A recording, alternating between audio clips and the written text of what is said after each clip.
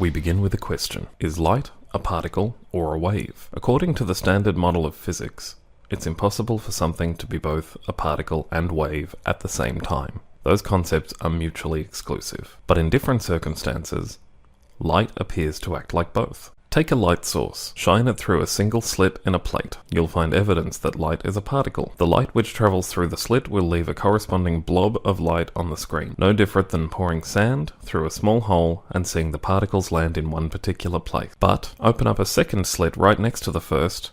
Instead of getting two corresponding blobs, we get an interference pattern. The light which travels through both slits creates waves which interfere with one another. So, by simply opening and closing a slit, light appears to behave as both a particle and a wave. Now, what if we send one piece of light, one photon, through the slits at a time, and see the results? We still get an interference pattern, but what could one photon be interfering with? Itself? Indeed, that's what the experiment seems to show. One photon acts like a wave and a particle at the same time, and seems to go through both slits at the same time. But there is yet another problem. Every time we actually measure which slit the photon travels through with detectors, it only travels through one slit at a time, not both. The wave function completely disappears, along with the corresponding interference. When we remove the detectors, the wave function seems to spring back into existence, along with the interference pattern. So confused? Thus, the Copenhagen interpretation appears to provide an explanation. Its central claim is, it's only upon observation that reality resolves itself into definite particles. Without observation, the universe remains in no particular state. To be precise, the universe is in a superposition of mutually exclusive states at the same time. What does it mean to be in a superposition? It's something akin to a probability cloud that isn't in any state at all.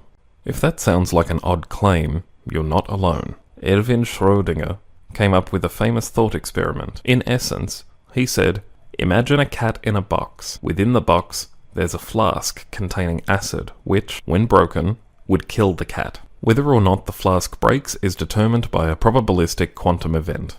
He chose radioactive decay. Say, over the course of an hour, there's an equal probability that an atom will decay or not. If the atom decays, the flask is broken, and the cat is killed. If the atom does not decay, the cat lives. So after an hour, the cat has an equal probability of living or dying. According to the Copenhagen interpretation, until we look inside the box, the cat is in a superposition of alive and dead at the same time. Only when we look inside the box does one version of reality collapse, and the cat appears either alive or dead. What an absurd conclusion. The cat is both alive and not alive at the same time, and the universe waits for our mere observation to determine which state it collapses into. Astoundingly, Schrodinger's cat is often used by proponents of the Copenhagen interpretation, and some pop-sci author read the story, thought it was meant to be interpreted literally. Large felines can exhibit quantum blurriness, and countless others retell the explanation, not realizing he actually created the thought experiment to show the absurdity of the theory. Some supporters of the Copenhagen interpretation have taken the absurdity a step further. Reality, they say, is not only determined by observation, but conscious observation, meaning the collapse of the wave function only happens when being viewed by a conscious observer, putting consciousness squarely in the middle of what defines reality. Our awareness becomes a necessary part in determining the structure of the universe. We're creators of reality, and the entire universe is quite literally mind-dependent? No way. Take the sentence, the wave function collapses upon observation. They interpret the word observation incorrectly.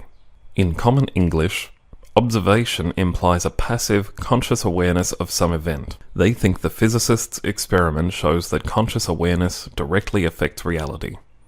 No, observation is never used in the conscious awareness sense, but rather the measurement sense.